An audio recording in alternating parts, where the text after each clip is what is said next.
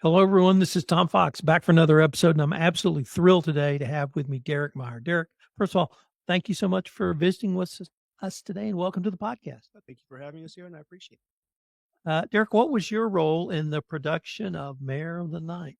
So I was the production designer, and I was head of wardrobe, and I did set construction, and just generally, I also was the sound guy. So I operated the boom pole and collect the sound, and then pretty much anything else that needed to be done in the moment that I could do to help out. So tell us about production design. How did you get into that, at least in the film realm? So on the production design, the first thing was like just kind of talking with CJ over his vision and what he was looking for and the setting. And of course, it was Sherlock Holmes, so it was pretty straightforward, late 1800s, what we were looking for. But then it's trying to find what did things look like and what did people dress like and what were things that people were using. And we have a lot of influences today from movies and from different shows that are all not really correct. Like everything gets to be a little bit steampunky. And we were looking more of a late Victorian style, but a traditional style. So trying to find photographs isn't easy, right? Photographs were around at the time, but it wasn't just everybody that had a picture taken of them. So trying to find a wardrobe and to find how things should look, like you had to go back to like paintings, artists of the time, and see what they were painting because they were painting what they saw. So you could go to Impressionism, you could go to just looking at paintings and then looking at catalogs. You could find catalogs on things that were available for people to buy. You could find catalogs for dresses and for suits and what things were wearing, what people were wearing. And then going through that on the production design and wardrobe part, finding things and trying to get that look versus saying, watch whatever movie's popular at the time and let's make it look like that. But that was somebody else's design and somebody else's idea, and we didn't want to mimic that. So I'm a huge Sherlock Holmes aficionado. I'm in the middle of a podcast series of each of the short stories, novels. I started the movies, not intentionally, but it looks like I'm going down that path too. And I think anyone who has any familiarity with Sherlock Holmes has an image of Holmes in their mind. One is the image of Holmes himself, right or wrong, with the deerstalker and pipe, but also the atmosphere of London and the time that he lived in the late 1890s late 1800s, as you said, in the Victorian era. Does that familiarity of everyone with Sherlock Holmes make your job harder or easier? That would definitely depend upon the storyline. Like, where are you at? If we needed to be in the streets of London, that would be very difficult in Kerrville, Texas to pull off.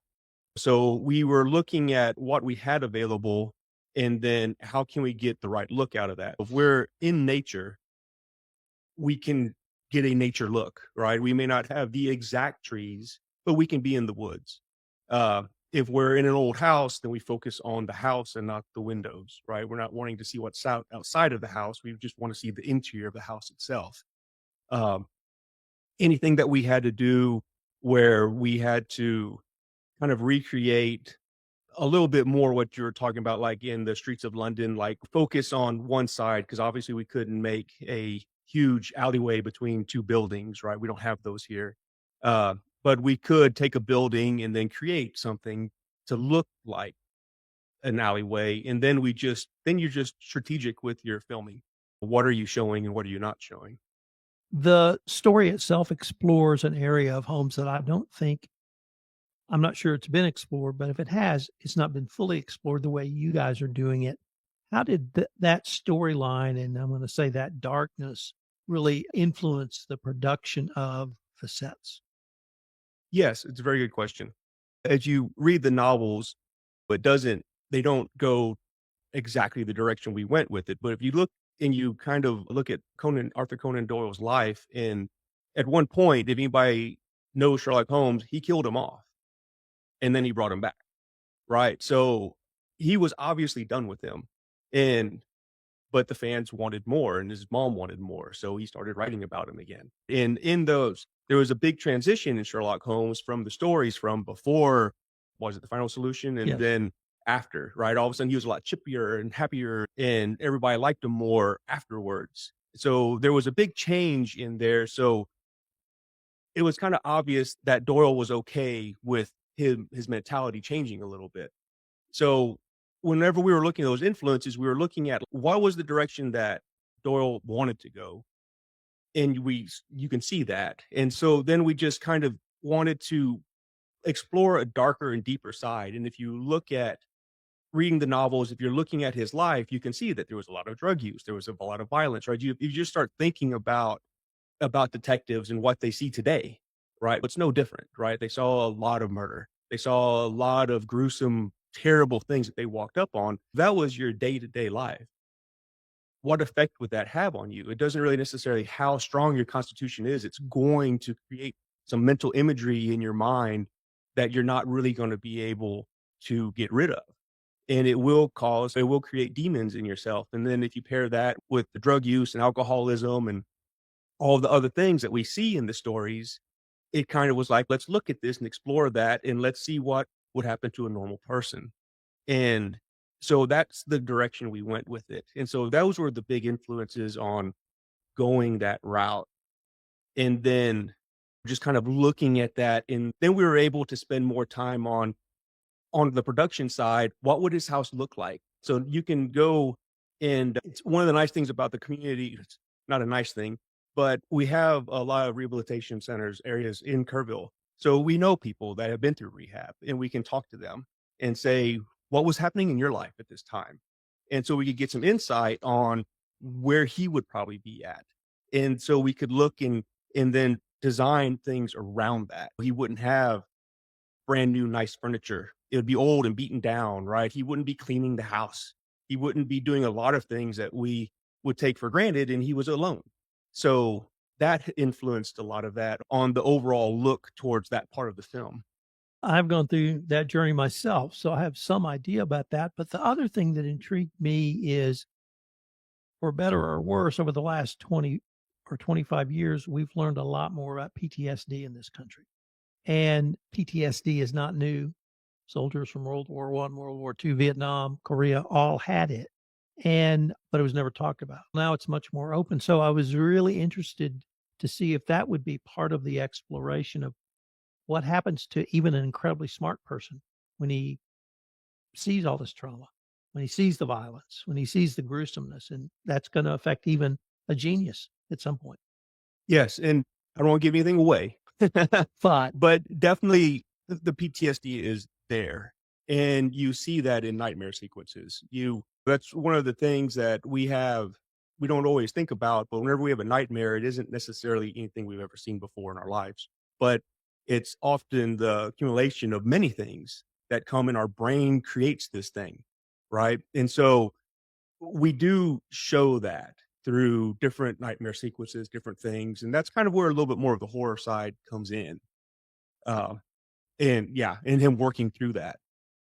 I'm very interested in your creative process. A little bit earlier in the pod, you told us about you'd visit with the director and try to get a sense of his vision, and then you would go off and research. But how do you come up with your vision? And then is that in collaboration with the director?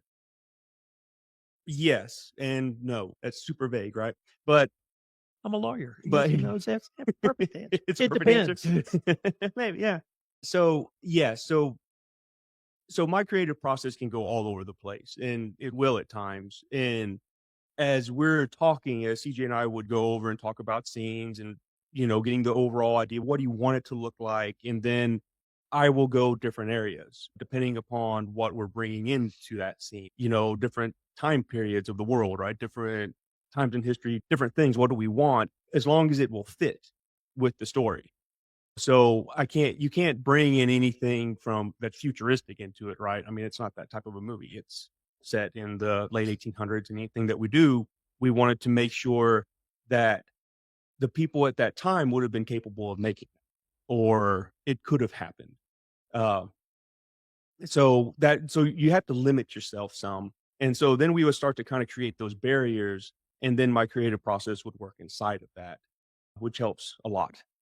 Otherwise, it's really easy to go off on a tangent. So what is your creative process inside of that? I like to just explore and look. I'm a researcher. I like to just I mean, it's so easy today to go online and just with a few keywords, and if you're strategic on what your keywords are, to just find pictures, find images, find different things that people what has been done, what are we trying to do, what do we want to mimic it to look like, and then just working through my mind on what do I want it to look like. And so going you're looking at if we're building this picture, then what colors should people be wearing? Because you want to make sure not everybody's wearing blue. And so, what are we dressing women in? What are we dressing men in? And then, depending on what the scene is, what we're dressing people isn't necessarily what they would traditionally be wearing. And so, you can have a lot of fun with that, depending on what the scene is. I don't want to give too much away, and it's easy to. But then, just kind of building that picture and looking at it and being able to say, does it look good or does it look not look good?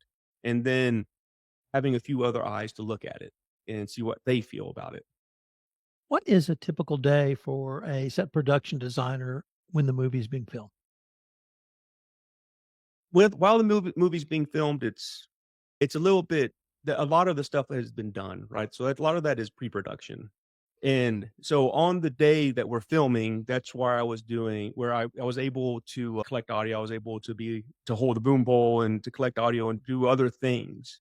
The wardrobe had been picked, the set had been built, had been done, everything was ready to go. It was just being a part of making sure that from scene to scene, everything was reset exactly how it was. And being a part of the set, doing the set design on the production side, then I had a pretty good mental image of what things look like. But then you have people that are helping. We're taking pictures, we're looking at it, and we're resetting everything. So on while we're filming, and then it's also planning for the next thing. But while we're filming, it's for me, it was kind of a different area than just the production design and wardrobe part. Like I said, that was a lot of pre-production, so a lot of that had been done already. I'd like to explore how you got into production design and maybe a little bit about your journey through filmmaking in that role. So it was kind of, I guess, a little bit more about me. I was a mechanic for 10 years after high school. I've been building, remodeling homes for over 20 years now. And I've being built a custom home builder. I get to be really creative in that, like helping people pick things. Some homes I've built, people didn't know exactly what they wanted to put here, different areas. So I was able to be creative with that and talking with them and designing things in their home.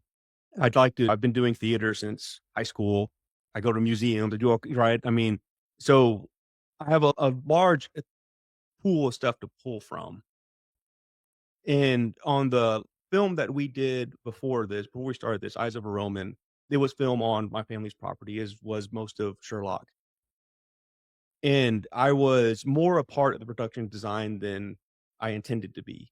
But there was things that just needed to be done. And this is one thing in the indie film world when you're a small filmmaker and you're very limited on what you have available.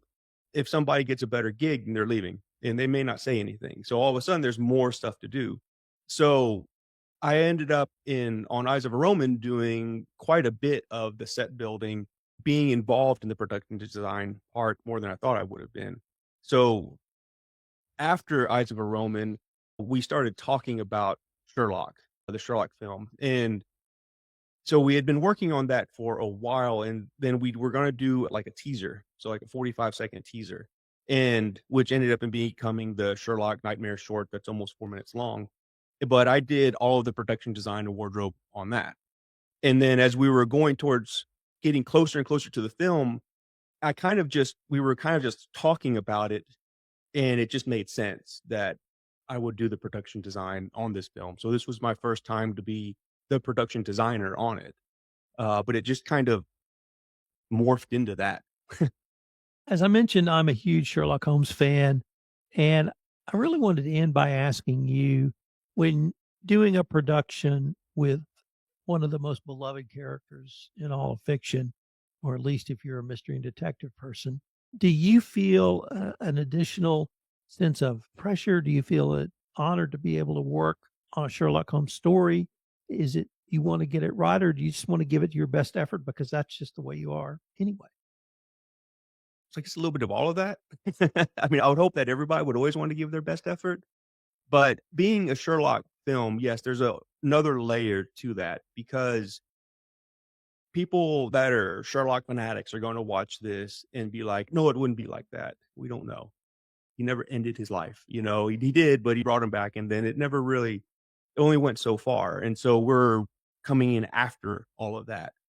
But also to try to make people as happy as we can, I'll say pay attention because there's lots of Easter eggs in the film. We try to give nods where we can to the stories, and doing that helps us to build the Sherlock Holmes that we are portraying.